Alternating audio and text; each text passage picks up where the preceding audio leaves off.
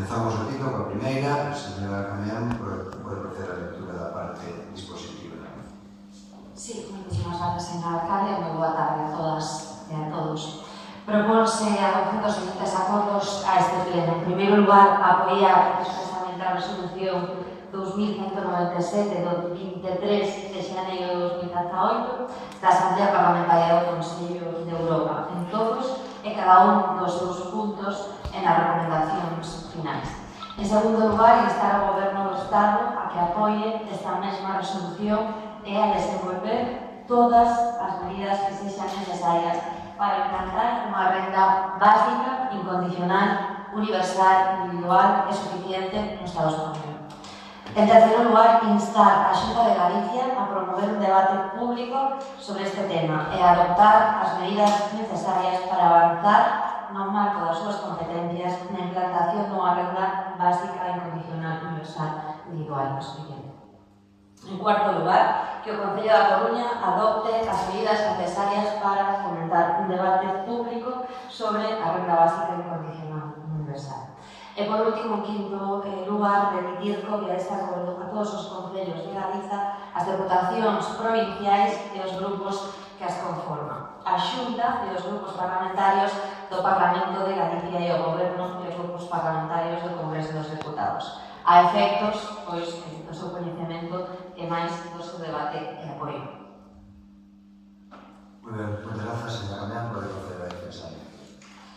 Ben, moitísimas grazas, moi boa tarde a todas e a todos. Como dicía anteriormente, recibimos por parte do colectivo de renda básica desta cidade da Coruña unha proposta dun debate moi interesante, non creo que hoxe traemos aquí o debate desta implementación dunha renda básica universal, non?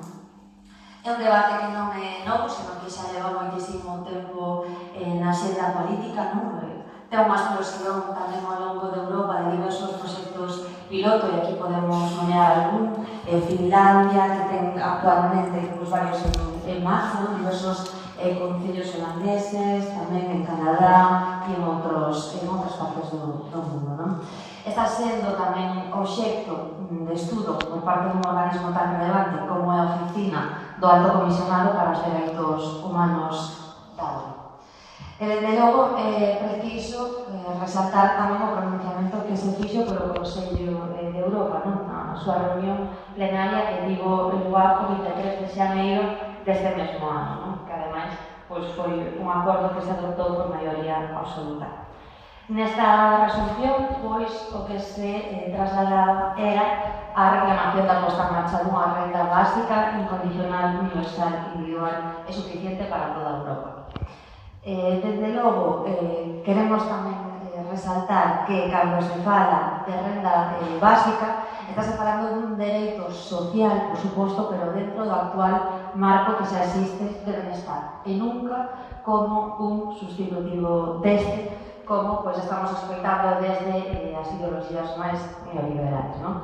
É evidente que unha renda básica que pretenda ser suficiente para vivir con dignidade, que é o que pretendemos algunhas, é absolutamente incompatible coa desaparición dos principais elementos que garantizan ese estado de benestar, non? Dos servizos básicos, estou falando do servizo público como é a sanidade, a educación pública, tamén do mantemento e fortalecemento dos servizos sociais, da atención tamén ás situacións de dependencia ou da loita contra a precariedade laboral, non? Vimos hai pouquinho que saíron os datos do CIS, uns datos verdadeiramente alarmantes, uns datos que amosan algo que xa sabíamos e que é unha obviedade, e é que a desigualdade é absolutamente bestial, a pobreza está incrementando a unhas cifras absolutamente para estremecerse, e contra isto hai algo que facer, non? Había un dato do CIS estes días que viña a sinalar que máis do 50% da poboación do Estado español, máis do 50%, vive con menos de 1.200 euros ao mes, e falaba de que máis do 10% non ten absolutamente ningún tipo de ingresos.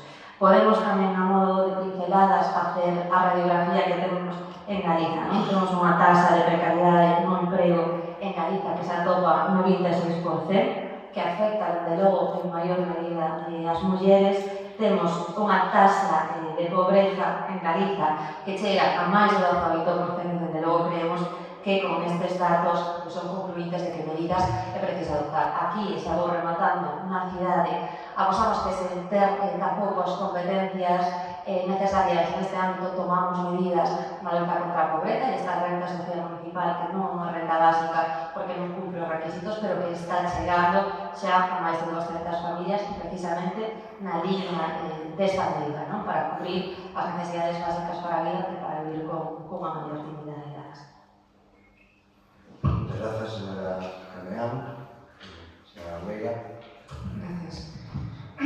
Bueno, la vida se construye de, entre otras cosas, de realidades y de símbolos. Y con respecto a los símbolos, María Alcalde, nuestro respeto más señalado y desde luego nuestra disconformidad con lo que ha pasado en este pleno. Porque este pleno es un símbolo. No es un símbolo, es un símbolo para regular la vida de todos de una manera democrática y de una manera aceptable en el diálogo del ser humano.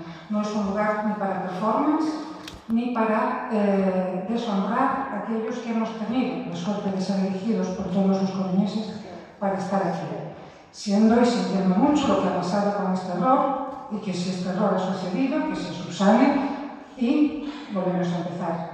Esto no es más que un símbolo y como tal, el mismo respeto para este pleno que para el que se ha de tener con el trabajo de los vecinos. Así que nuestro más sincero respeto a la figura del alcalde.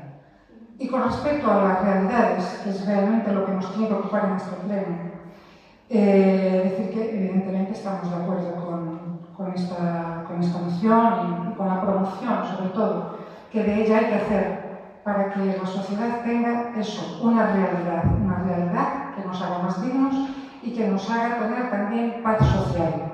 Porque por los derroteros que nos ha llevado la moderna, por los derroteros que nos ha llevado la rapidez de las economías, es bien incierto el futuro, no solo de aquellos que hoy en día están en una situación de exclusión o que hoy en día están en una situación próxima a los niveles de pobreza. Es muy incierta la situación de muchos otros que aún disponiendo hoy en día de un cierto bienestar puedan no alcanzar aquello para lo que han sido preparados o puedan entrar en una deriva difícil de